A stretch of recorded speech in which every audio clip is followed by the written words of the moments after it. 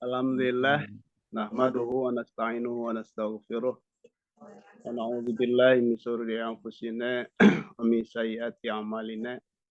May yahdihillahu fala mudhillalah wa may yudlilhu fala hadiyalah. Asyhadu an la ilaha illallah wahdahu la syarikalah wa asyhadu anna Muhammadan abduhu wa rasuluh alladzi la nabiyya wa la rasula ba'dah. Allahumma shalli wa sallim wa barik ala sayyidina Muhammadin wa ala alihi wa ashabihi wa mawalah. Amma ba'du, qala Allah ta'ala fil Qur'anil Karim, a'udzu billahi minasyaitonir rajim. Bismillahirrahmanirrahim. Syahrul Ramadan allazi unzila fihil Qur'an hudal linnasi wa bayyinatin minal huda wal furqan. Al-ayah. Alhamdulillah, kurang muji syukur kepada Allah, kurang sami-sami manjatkan puji kepada Allah Subhanahu wa taala. Oke, orang sami-sami nyuhunkeun pertolongan ke Allah Subhanahu wa taala. Orang sami-sami nyuhunkeun ampunan ke Allah Subhanahu wa taala. Oke, orang sami-sami nyuhunkeun pangraksa tina awarna manah-manah urang sadayana. Oke, orang sami-sami nyungken pangraksa tina awana pada mulan urang sadayana. Sing sajalma anu dipaparinan petunjuk ku Allah mangkaita jalma moal sesat salawasna. Jeung sing sajalma anu disesatkeun ku Allah mangkaita jalma moal kenging hidayah salawasna. Nyaksian kalawan marifat sang tasdik saya didat anu maujud anu wajib disembah, anu hak ditaati segala perintahna, anu hak dijauhi segala laranganana, anu disejak kariduanana, angin dat Allah azza wa jalla. Sareng nyaksian kalawan marifat sareng tasdik saya pesna baginda Muhammad Rasulullah sallallahu alaihi wasallam eta abdina Allah sareng utusan Allah nu teu aya deui nabi sareng utusan sabada anjeunna.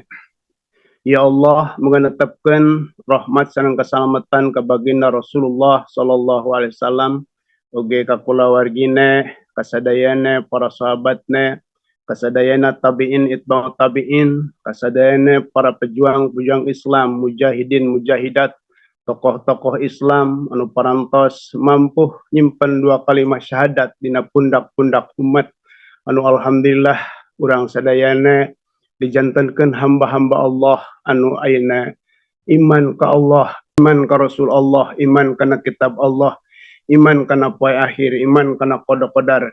Ieu berkat perjuangan aranjeunna sadayana. Begituna mudah-mudahan segala amal bakti aranjeunna ditampi ku Allah Subhanahu wa taala. Amal bakti urang sadayana ditampi ku Allah Subhanahu wa taala. Hadirin rahimakumullah, alhamdulillah dina subuh ayeuna irbadas ditakdirkeun painten tiasa sumarios dipayuneun para sabab sadayana. Hadirin rahimakumullah, alhamdulillah di mana pasami maklum bahwa dina hadis dijelaskeun qad ja'akum syahrun mubarakun iftaradallahu alaikum syamahu. Jadi geus datang karanjeun sadayana sasih anu penuh barokah di mana lamun dikaji keberkahan sasih Ramadan anu luar biasa. Naon sababna lamun dikaji secara mendalam, lamun ayeuna dikaitkan sareng masalah materi memang ayeuna aya keberkahan oge gitu. Tapi nu paling mendalam adalah aya naon dina Ramadan disebut sasi barokah. Ya, paling utama adalah iftaradallahu alaikum syamah. Allah mardukeun karanjeun kabeh supaya ngalaksanakeun ibadah saum sasasih lamina nyata dina sasi Ramadan. Anu kaduana dina sasi Ramadan teh nyata sasi dilungsurkeun ayat Al-Qur'an. Di mana anu tadi parantos didugikeun ayat Al-Qur'an nyata syahrul Ramadan allazi unzila fihil Qur'an. Syahrul Ramadan dina bulan Ramadan unzila dilungsurkeun fihi dina bulan Ramadan Al-Qur'an kitab suci Al-Qur'an hudal linnas ngarupakeun petunjuk kanggo sakabeh manusia. Petunjuk kanggo manusia. Di mana Al-Qur'an ngarupikeun petunjuk, mangka didinya aya kewajiban kanggo urang sadayana hiji urang kedah mengimani Al-Qur'an. Kaduana urang mempelajari Al-Qur'an. Katiluna urang mengamalkan Al-Qur'an. Kaopatna mendakwahkan Al-Qur'an. Ia merupakan kewajiban bagi kaum muslimin bahwa kaum muslimin harus mengimani Al-Qur'an. Diimani bahwa Al-Qur'an adalah kalamullah yang diturunkan kepada Nabi Muhammad SAW melalui malaikat Jibril yang menjadi mukjizat dan menjadi ibadah ketika dibacanya. Itu adalah Al-Qur'anul Karim, di mana kita wajib mengimani.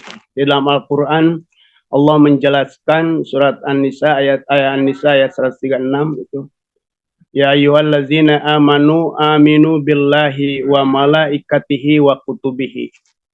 Hai orang-orang yang beriman, berimanlah kalian kepada Allah. Wajib mengimani Allah, mengimani malaikat Allah, mengimani kitab-kitab Allah. Makanya alhamdulillah kita meyakini bahwa Al-Qur'an itu adalah kalamullah yang diturunkan kepada Nabi Muhammad melalui malaikat Jibril yang menjadi ibadah ketika dibacanya. Yang pertama itu yang kedua di dalam surat Al-Baqarah dijelaskan sesungguhnya orang-orang yang beriman dan membaca Al-Qur'an dengan sebenar-benar pembacaannya, maka dia adalah akan beruntung. Dan barang siapa yang mengkufuri Al-Qur'an, mengingkari Al-Qur'an, maka dia termasuk golongan orang-orang yang merugi. Oleh karena itu, alhamdulillah kita mengimani Al-Qur'an. Yang kedua, kita mempelajari Al-Qur'an. Di mana Al-Qur'an itu bahasa Arab, bahasa Allah. Kita harus pelajari bagaimana mempelajari Al-Qur'an supaya kita ada bacaannya, di dalam bacaannya supaya tartil, mempelajari cara membacanya, mempelajari ilmu-ilmu untuk membaguskan qiraahnya, yaitu mempelajari ilmu tajwidnya dan lain sebagainya. Kita diwajibkan supaya kita mempelajari Al-Qur'an. Yang kedua, Al-Qur'an itu bahasa Arab yang harus mesti diterjemahkan terhadap bahasa-bahasa yang dimilikinya. Bahasa Al-Qur'an itu dialihkan ke bahasa Indonesia, bahasa Inggris atau bahasa Cina, Jepang dan lain sebagainya.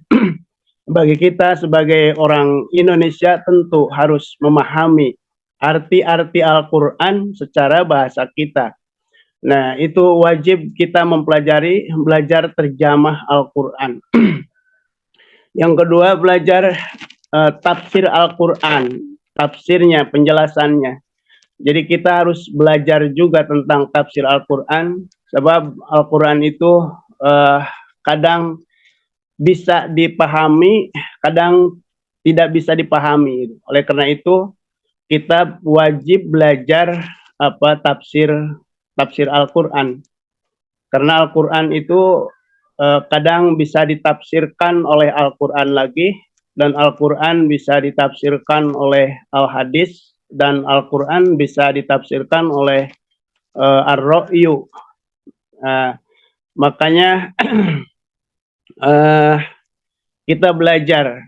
Kalau tidak bisa atau tidak belajar tafsir Al-Qur'an, kadang ya sekarang banyak golongan-golongan atau kelompok-kelompok yang mereka mengartikan Al-Qur'an tapi tanpa ditunjang dengan penafsiran yang lain.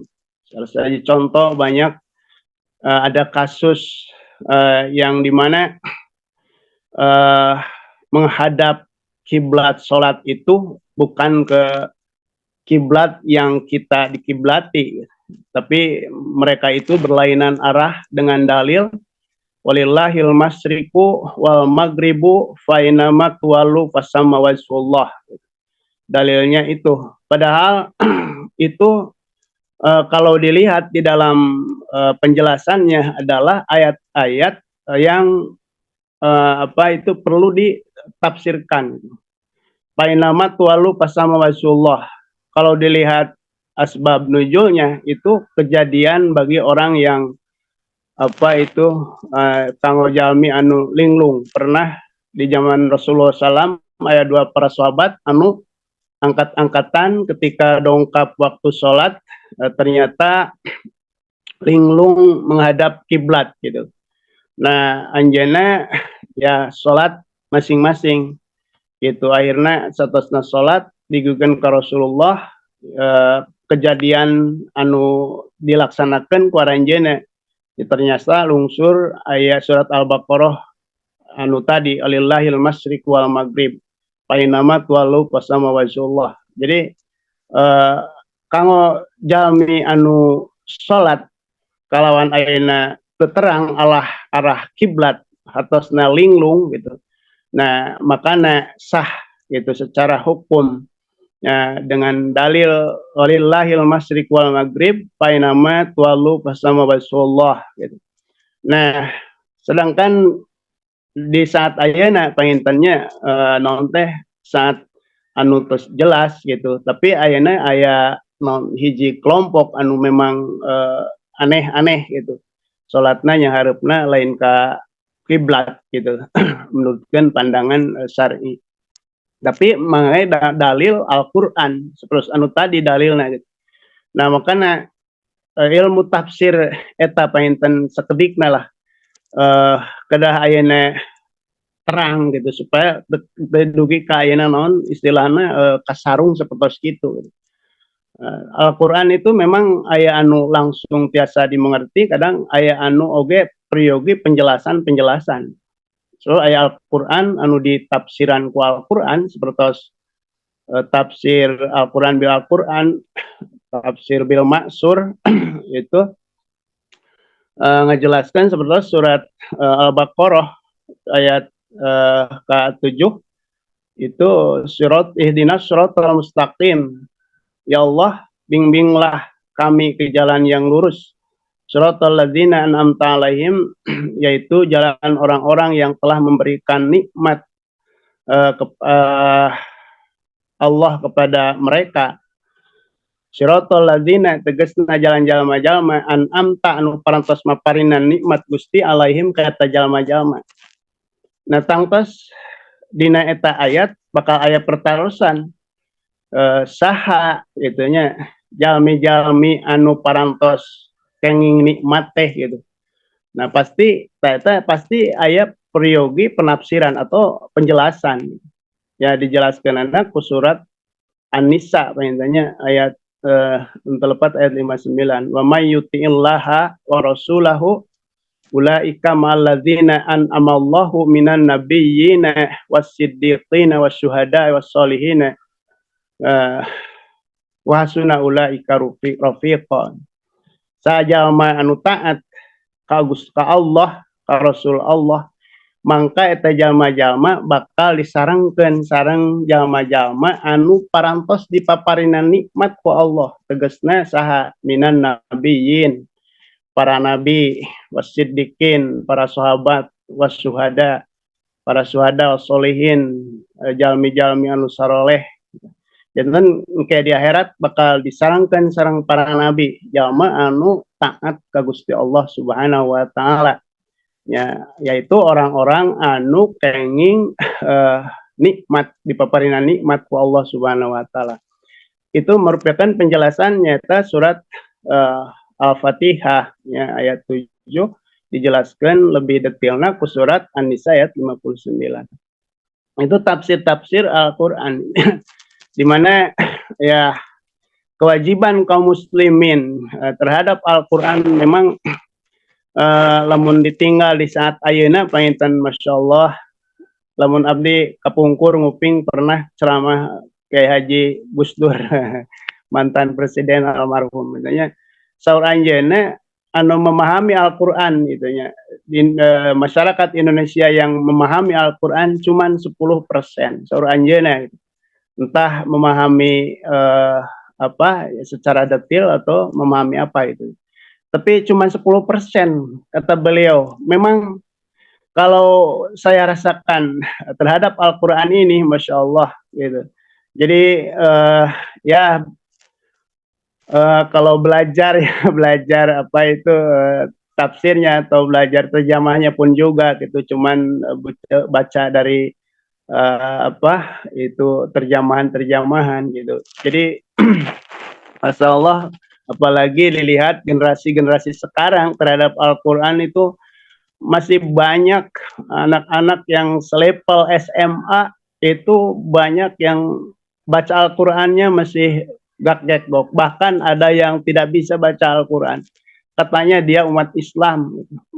Padahal Masya Allah, itu Al-Quran sebagai hudal linnas, petunjuk bagi manusia. Bisa jadi petunjuk bagaimana kalau kita tidak memahami isi kandungan Al-Quran. Apalagi isi kandungan Al-Quran itu tidak pernah dipahami bagaimana akan menjadi petunjuk. Nah, makanya kita sebagai umat Islam wajib pertama mengimani Al-Quran, kedua mempelajari Al-Quran, belajar membacanya, belajar terjemahnya, belajar tafsirnya. Yang ketiga, mengamalkan Al-Quran. Jadi isi-isi Al-Quran itu harus diamalkan. Sesudahnya dipelajari, tahu isi Al-Quran tentang berkenaan dengan masalah ibadah, berkenaan dengan masalah munakahah, berkenaan dengan masalah muamalah, berkenaan dengan masalah jinayah, maka wajib bagi kaum muslimin yang mengimani Al-Quran itu mengamalkan isi-isi Al-Quran.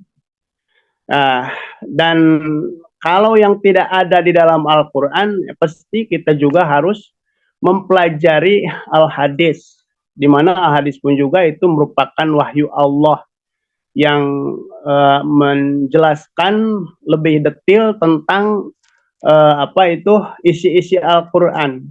Karena kalau dilihat aturan-aturan atau isi-isi Al-Quran itu kebanyakannya yaitu secara global gitu.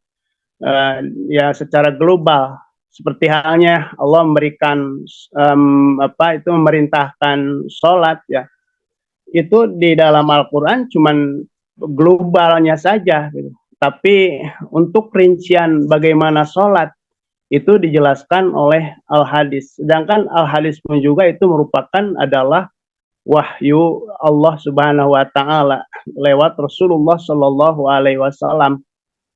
Makanya kita wajib juga mempelajari hadis-hadis Rasulullah Shallallahu alaihi wasallam yang berkenaan dengan ibadah, berkenaan munakahah, berkenaan dengan muamalah, berkenaan dengan jinayah juga.